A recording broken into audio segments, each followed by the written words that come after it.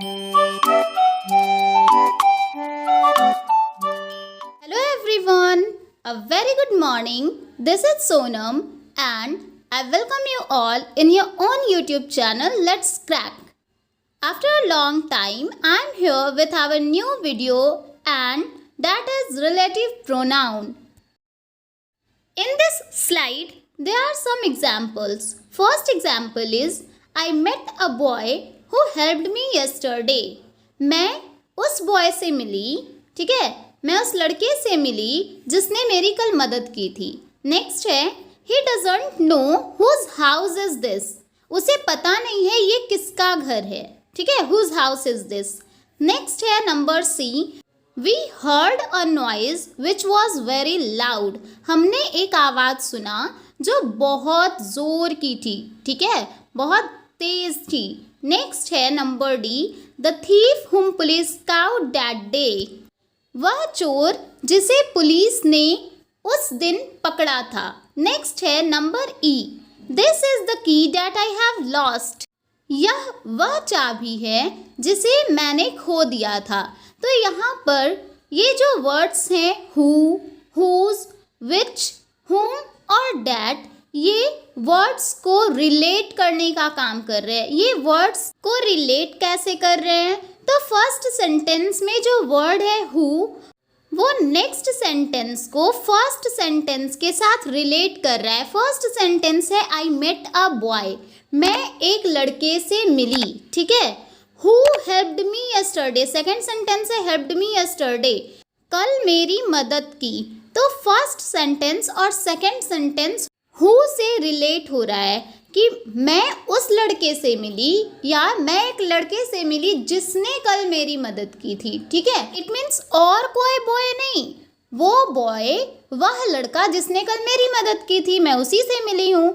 Next sentence में whose word position show करने के लिए यूज़ किया गया है. It means he doesn't know, उसे नहीं पता है. हुज हाउस इज दिस, ये घर किसका है. इट मीन्स इस घर पे किसका पोजीशन है उसे नहीं पता है. नंबर सी वाला सेंटेंस में लिखा है वी हर्ड अ नॉइज, हमने एक नॉइज सुना विच वॉज वेरी लाउड, जो बहुत तेज़ थी, ठीक है. ये नॉइज के बारे में बता रहा है कि नॉइज कैसा था, तो नॉइज बहुत तेज़ था. नेक्स्ट सेंटेंस में होम वर्ड रिलेटिव वर्ड है, ठीक है. कह रहा है the thief whom police caught that day. मैं और किसी थीफ की बात नहीं कर रही हूँ, मैं उस थीफ की बात कर रही हूँ जिसे पुलिस ने उस दिन पकड़ा था, ठीक है. The thief whom police caught that day, ठीक है, वो थीफ जिसे पुलिस ने उस दिन पकड़ा था, ठीक है. नेक्स्ट सेंटेंस में दैट वर्ड रिलेटिव वर्ड है, लिखा है this is the key that I have lost. ये वह चाबी है जिसे मैंने खो दिया था, ठीक है, और कोई चाबी नहीं, उस चाबी की बात की जा रही है जिसे मैंने खो दिया था, ठीक है. तो ये जो डैट वर्ड है यहाँ पर की को रिलेट कर रहा है नेक्स्ट वाले सेंटेंस से.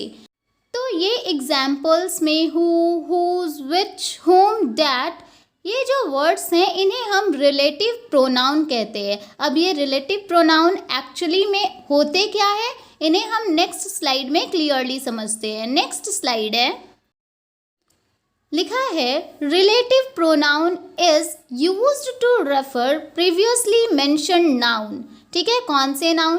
तो नाउन तो पर्सन, प्लेस, एनिमल, थिंग्स और आइडियाज होते हैं. इसका मतलब है कि सेंटेंस में जो नाउन यूज़ किए गए हैं, सेंटेंस में जो नाउन आए हैं, उनके बारे में बताने के लिए, ठीक है, उनके बारे में बताने के लिए हम रिलेटिव प्रोनाउन का यूज़ करते हैं. उसके बाद नेक्स्ट है adjective clause follows relative pronoun, और रिलेटिव प्रोनाउन के जस्ट बाद एडजेक्टिव क्लॉज आते हैं. ये एडजेक्टिव क्लॉज क्या है? तो हमें पता है एडजेक्टिव वैसे वर्ड होते हैं जो नाउन या प्रोनाउन को डिस्क्राइब करते हैं, और वैसे सेंटेंसेस जो सेंटेंस में आए हुए नाउन के बारे में एक्स्ट्रा इंफॉर्मेशन प्रोवाइड कर रहे हैं, हम उन्हें एडजेक्टिव क्लॉज बोलते हैं. फॉर एग्जाम्पल, अगर हम बोलें the boy whom you met yesterday is my friend, ठीक है, तो यहाँ पर द बॉय के बाद whom जो वर्ड है वो रिलेटिव प्रोनाउन है. उसके बाद whom के बाद जो वर्ड आया है you met yesterday is my friend। तो यहाँ पर is my friend बॉय के बारे में बता रहा है, बॉय is my friend, ठीक है। the boy whom you met yesterday is my friend, वह लड़का जिससे कल तुम मिले थे वो मेरा फ्रेंड है। तो इज़ माई फ्रेंड ये एडजेक्टिव क्लॉज है क्योंकि वो बॉय के बारे में बता रहा है। तो यहाँ पर लिखा है adjective clause follow relative pronoun, relative pronoun के बाद एडजेक्टिव क्लॉज आते हैं। इसे हम एग्जाम्पल्स के थ्रू और अच्छे से क्लियर करेंगे नेक्स्ट स्लाइड में। नेक्स्ट सेंटेंस है relative pronouns can also be used to join two sentences. Relative pronoun का यूज़ हम दो सेंटेंसेस को, दो अलग अलग सेंटेंसेस को ज्वाइन करने के लिए भी करते हैं। सपोज दो सेंटेंस दिया हुआ है, दिस इज़ द हाउस, और दूसरा सेंटेंस है आई लिव इन दिस हाउस। तो हमें कह रहा है इन दोनों सेंटेंसेस को आप ज्वाइन करो। तो हम रिलेटिव प्रोनाउन का यूज़ करके इन दोनों सेंटेंसेस को इस तरह ज्वाइन कर सकते हैं, this is the house where I live in. Okay, ये वह हाउस है, ये वह घर है जहाँ मैं रहती हूँ। तो इस तरह हम रिलेटिव प्रोनाउन का यूज़ करके दो अलग अलग सेंटेंसेस को ज्वाइन भी कर सकते हैं। नेक्स्ट स्लाइड है सम रिलेटिव प्रोनाउंस। कुछ रिलेटिव प्रोनाउंस दिए हुए हैं। कौन कौन है रिलेटिव प्रोनाउंस? तो that, which, who, whom, whose, where, when, why, what, और भी कुछ रिलेटिव प्रोनाउंस होते हैं जैसे whatever, whoever, ठीक है। और भी इस तरह के बहुत सारे रिलेटिव प्रोनाउंस होते हैं। अब आपने यहाँ पर कुछ नोटिस किया होगा, ये जो WH वर्ड है विच, who, whom, whose, where, when, why, what, ये तो आप सोचोगे कि मैम ये इंट्रोगेटिव प्रोनाउंस होते हैं ना, आपने तो इन्हें इंट्रोगेटिव प्रोनाउंस में पढ़ाया था। तो हाँ, ये इंट्रोगेटिव प्रोनाउंस में भी आते हैं, लेकिन ये रिलेटिव प्रोनाउंस में भी आते हैं। तो अब एक कन्फ्यूज़न हो गई कि अगर सेंटेंस में लिखा रहेगा विच, हु, whom, तो हम कैसे पहचानेंगे कि ये रिलेटिव प्रोनाउन है या इंट्रोगेटिव प्रोनाउन है? तो इसे पहचानने का बहुत ईजी वे है। अगर ये WH वर्ड सेंटेंस के स्टार्टिंग में रहेगा और लास्ट में क्वेश्चन मार्क रहे तो आप समझ जाना कि ये इंट्रोगेटिव प्रोनाउन है। और अगर ये WH वर्ड सेंटेंस के बीच में रहें या सेंटेंस के स्टार्टिंग में भी रहें और लास्ट में फुल स्टॉप लगा रहे तो आप समझना ये रिलेटिव प्रोनाउन है, ठीक है। सबसे इजी वे मैंने बताया कि अगर ये WH वर्ड लिखे हैं और लास्ट में क्वेश्चन मार्क है तो आप समझना कि ये इंट्रोगेटिव प्रोनाउन है। और अगर ये WH वर्ड्स लिखे मिल जाएं और लास्ट में फुल स्टॉप हो तो आप क्लियरली समझ जाना कि ये रिलेटिव प्रोनाउंस हैं। नेक्स्ट स्लाइड है uses of relative pronouns. Relative pronouns का यूज़, ठीक है, हमने जान लिया कि रिलेटिव प्रोनाउंस होते कौन कौन से हैं, लेकिन इनका यूजेस ताकि हम सही तरीके से करेक्ट वे में इन्हें अप्लाई कर सकें तो इनका यूजेस जानना बहुत ज़्यादा ज़रूरी है। फर्स्ट वर्ड है that. That relates to people, animal, things. ये जो वर्ड है ना डैट, ये पीपल के लिए, लोगों के लिए, एनिमल के लिए और थिंग्स, वस्तुओं के लिए यूज़ किया जाता है। ओके, नेक्स्ट वर्ड है which. Which relates to animals and object. Which का यूज़ कभी भी हम पीपल के लिए नहीं करते हैं। विच का यूज़ एनिमल्स और ऑब्जेक्ट को रिलेट करने के लिए किया जाता है। ओके, नेक्स्ट वर्ड है who. Who relates to people, subject. सबसे पहले हम यहाँ पर ये समझ लेते हैं कि ये जो हु वर्ड है ना, ये पर्सन के लिए यूज़ किया जाता है। अब यहाँ पर सब्जेक्ट क्या हुआ, तो हम इसे इस तरह समझ सकते हैं। सपोज एक क्वेश्चन है हु शट द डोर, किसने दरवाज़ा बंद किया? तो आप जवाब दोगे he shut the door, she shut the door, it shut the door या दे शट द डोर, ठीक है। अगर किसी बॉय ने डोर को बंद किया है, ठीक है, तो आप बोलोगे ही शट द डोर। अगर किसी गर्ल ने डोर को बंद किया है तो आप बोलोगे शी शट द डोर। अगर एक से ज़्यादा पर्सन ने डोर को बंद किया है तो आप बोलोगे दे शट द डोर। अगर किसी चाइल्ड ने या फिर किसी एनिमल से डोर बंद हो गई है तो आप बोलोगे इट शट द डोर। तो हम हु के प्लेस पे ही, शी, इट या दे का यूज़ करेंगे और हमें पता है ही, शी, इट और दे सब्जेक्टिव प्रोनाउन होते हैं। तो वैसा क्वेश्चन जहाँ पर हम सब्जेक्ट प्रोनाउन का यूज़ करते हैं तो हम उसके लिए हु क्वेश्चन करते हैं, ठीक है, हम उसके प्लेस पर हु का यूज़ करते हैं। तो जब हम किसी सब्जेक्ट की बात कर रहे हैं तो हम हु का यूज़ करते हैं। लेकिन इसी के प्लेस पर अगर मैं एक और क्वेश्चन आप लोगों के सामने रखती हूँ, whom were we talking about, हम किसकी बात कर रहे हैं, तो अगर हम किसी बॉय की बात कर रहे होंगे तो हम बोलेंगे we were talking about him। अगर हम किसी गर्ल की बात कर रहे हैं तो हम बोलेंगे we were talking about her। But अगर हम एक से ज़्यादा लोगों की बात कर रहे हैं तो हम बोलेंगे we were talking about them। और अगर हम किसी एनिमल की या किसी बच्चे की बात कर रहे हैं तो हम बोलेंगे we were talking about it। And we know that him, her, them ये सब ऑब्जेक्टिव प्रोनाउन होते हैं। तो जब हम हु से क्वेश्चन पूछते हैं तो हम सब्जेक्टिव प्रोनाउन में आंसर देते हैं और जब हुम से क्वेश्चन पूछते हैं तो ऑब्जेक्टिव प्रोनाउन में आंसर देते हैं। तो इससे यह तो क्लियर हुआ कि जब हु रहता है तो हम सब्जेक्टिव प्रोनाउन में आंसर देते हैं और जब हुम रहता है तो हम ऑब्जेक्टिव प्रोनाउन में आंसर देते हैं। तो इससे ये क्लियर हुआ कि जब हम पर्सन की बात करते हैं, सब्जेक्ट में कोई पर्सन है, सब्जेक्ट के प्लेस पे कोई पर्सन है और हम उसकी बात कर रहे हैं तो हम हु का यूज़ करेंगे। और जब ऑब्जेक्ट के प्लेस पर कोई पर्सन है और हम उसकी बात कर रहे हैं तो हम हुम का यूज़ करेंगे।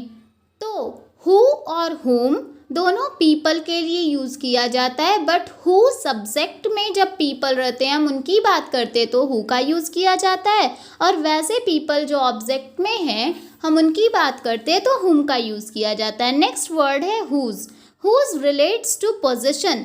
जब हम किसी चीज़ पर किसी का अधिकार दिखा रहे हैं या किसी पर्सन का किसी पे अधिकार दिखा रहे हैं तो हम हुज वर्ड का यूज़ करते हैं। For example, this is the lady whose purse was stolen. ये वह औरत है जिसका पर्स चोरी हो गया, ठीक है। तो पर्स पे किसका पोजीशन है, किसका अधिकार है, तो पर्स पे लेडी का अधिकार है, इसलिए हमने हुज वर्ड का यूज़ किया। नेक्स्ट वर्ड है where. Where relates to place. Where place के लिए यूज़ किया जाता है, ओके। नेक्स्ट वर्ड है when. Relates to time. When हम वहाँ पर यूज़ करते हैं जब हम टाइम की बात करते हैं, समय की बात करते हैं। जैसे they saw me when I was talking to you. उन्होंने मुझे देख लिया जब मैं तुमसे बात कर रहा था या जब मैं तुमसे बात कर रही थी, ठीक है। तो ये जो व्हेन वर्ड है ना, ये टाइम बता रहा है। उन्होंने मुझे कब देखा, तो तब देखा जब मैं तुमसे बात कर रही थी। तो यहाँ पर हम व्हेन का यूज़ किए। नेक्स्ट वर्ड है वाई। तो वाई रिलेट्स टू रीज़न। जब हम किसी को कोई कारण देते हैं, ठीक है, जब हम किसी रीज़न से रिलेट कर रहे हैं, जब कोई कारण बता रहे हैं तो वहाँ पर हम वाई वर्ड का यूज़ करते हैं। For example, you are the only reason why I am happy today. It means आज मेरे खुश होने का रीज़न सिर्फ तुम हो। इट मीन्स मैं खुश हूँ क्योंकि तुम मेरे पास हो, मेरे खुश होने का रीज़न तुम हो। तो यहाँ पर रीज़न दे रहा था, इसलिए हमने इस एग्जाम्पल में वाई का यूज़ किया है। नेक्स्ट स्लाइड है। Here are some examples. First example is Mrinal is the boy who was drawing the painting yesterday. Mrinal वह लड़का है जो कल पेंटिंग बना रहा था। तो यहाँ पर हम मृणाल की बात कर रहे हैं, मृणाल सब्जेक्ट है, इसलिए हम हु का यूज़ किए हैं। नेक्स्ट वर्ड है this is Sneha whom we were talking about. यह स्नेहा है जिसके बारे में हम बात कर रहे हैं, ठीक है। फर्स्ट एग्जाम्पल में मृणाल पेंटिंग बनाने का काम कर रहा था तो वो हमारा सब्जेक्ट था, ठीक है, हम उसके बारे में बात कर रहे हैं, वो हमारा सब्जेक्ट था क्योंकि वो एक्टिव था, पेंटिंग बना रहा था। नेक्स्ट है स्नेहा। स्नेहा के बारे में हम बात कर रहे हैं, ठीक है, स्नेहा हमारी ऑब्जेक्ट है, मृणाल हमारा सब्जेक्ट था, इसलिए हम हु का यूज़ किए। स्नेहा ऑब्जेक्ट है तो यहाँ पर हम स्नेहा के लिए हुम का यूज़ कर रहे हैं, whom we were talking about. Next example है I belong to that country which is highly populated. मैं उस कंट्री से बिलोंग करता हूँ जो बहुत ज़्यादा पॉपुलेटेड है, जहाँ बहुत ज़्यादा जनसंख्या है। तो यहाँ पर हम कंट्री की बात कर रहे हैं। कंट्री नॉन लिविंग थिंग है और नॉन लिविंग थिंग के लिए हम विच का यूज़ करते हैं। नेक्स्ट एग्जाम्पल है, we have our national anthem that is Jana Gana मन। बेसिकली जब हम किसी कमेंट की, स्पीच की, स्लोगन की बात करते हैं तब हम वहाँ पर डैट का यूज़ करते हैं। यहाँ पर लिखा है we have our national anthem that is Jana Gana मन। इट मीन्स हमारा एक नेशनल एंथम है जो है जन गण मन। ठीक है। नेक्स्ट एग्जाम्पल है, today I went to that place where we met for the first time. आज मैं उस जगह पर गई थी जहाँ पर हम पहली बार मिले थे। तो यहाँ पर जब हम किसी प्लेस की बात कर रहे हैं तो हम वेयर रिलेटिव प्रोनाउन का यूज़ करते हैं। नेक्स्ट एग्जाम्पल है, our fight is the big reason why we are separating.